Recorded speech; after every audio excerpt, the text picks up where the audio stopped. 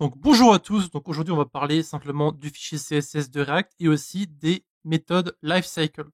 C'est parti. Alors de retour dans notre code, il ne reste plus beaucoup de choses à voir. Bon, bien sûr, dans les prochaines vidéos, on va commencer à créer une petite application avec React et Redux. Donc on va créer une petite to-do list ou quelque chose dans le genre. Je suis pas encore sûr. Donc en gros, ce que vous avez besoin de savoir, c'est que pour l'instant, on va simplement créer notre fichier CSS. Donc je mets ça dans la vidéo parce que des gens m'ont demandé comment faire. Donc pour faire ça, vous avez simplement besoin d'aller dans bien, vous allez aller dans le fichier principal. Vous allez créer un fichier CSS. Vous pouvez l'appeler comme vous voulez. Vous pouvez l'appeler style.css par exemple. Donc là, vous pouvez mettre le code CSS que vous voulez. Si par exemple vous sélectionnez un body comme ça et que vous mettez par exemple un background color, vous allez mettre par exemple je sais pas moi, du black, voilà, du noir, et que par exemple vous pouvez mettre votre texte en blanc, pour faire du blanc et noir.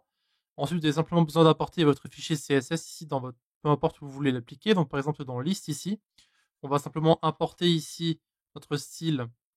Donc c'est style.css, comme ceci. Donc ensuite, tout ce que vous avez à faire, c'est simplement enregistrer votre fichier et aller sur votre application. Et vous pouvez voir qu'ici, tout notre background est bien noir et notre texte est bien blanc. Vous pouvez modifier à partir d'ici ce que vous voulez. Et vous pouvez faire ce que vous voulez encore une fois. Donc vous pouvez mettre par exemple le background color. Vous restez s'appuyer ici. Vous mettez par exemple du rouge. Ah, je suis allé un peu trop vite. Voilà. Et sur le blanc ici, vous mettez, je sais pas moi, du vert. Voilà. Et puis vous sauvegardez.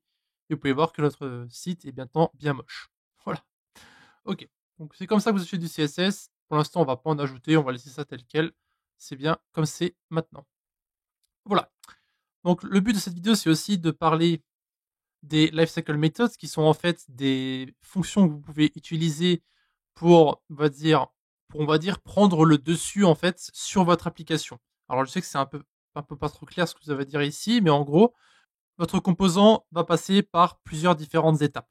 Donc on va dire ça son cycle de vie, on va dire. Donc life cycle. Donc vous avez d'abord le composant qui va être monté, donc qui va commencer, donc quand on va charger notre page. Ensuite, il va se mettre à jour quand on va par exemple ajouter un élément à notre formulaire, etc. Donc ce qu'on peut faire, c'est qu'on peut ajouter ici une fonction qui se nomme toujours pareil, qui vont s'appeler component. Vous pouvez voir qu'ici vous en avez plusieurs, did catch, did mount, did update, will mount. Donc ça en fait, ce sont des choses que vous pouvez faire quand votre code va s'exécuter. Par exemple, vous pouvez voir qu'ici, lorsque le composant setUpdate, vous allez pouvoir mettre par exemple un message ou créer une fonction ou faire n'importe quoi. Vous avez aussi component willUpdate, donc ça c'est quand le composant va se mettre à jour. Donc là c'est quand il se met à jour et là c'est quand il va se mettre à jour. On verra au fur et à mesure comment utiliser ces différentes choses, mais en gros ici, si vous mettez component did mount et vous mettez ici par exemple un console log et vous mettez le composant et de mettre le composant fonctionne.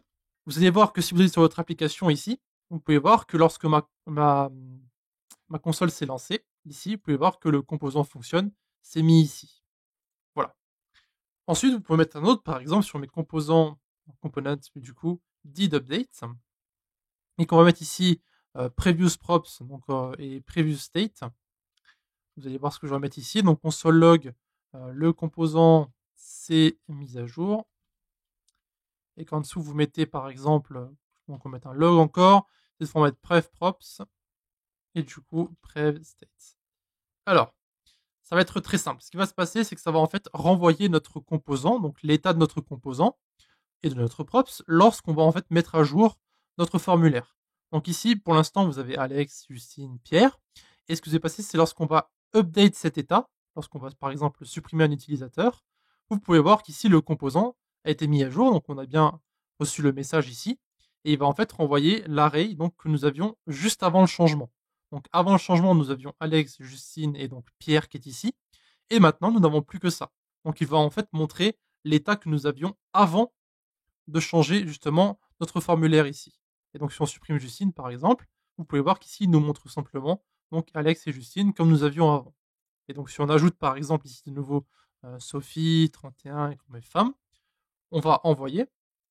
Vous pouvez voir que le composant s'est de nouveau mis à jour et que cette fois-ci nous n'avons plus qu'un seul élément dans notre array. C'est parce que avant que j'ajoute Sophie ici, je n'avais que l'élément Alex, âge 10, etc.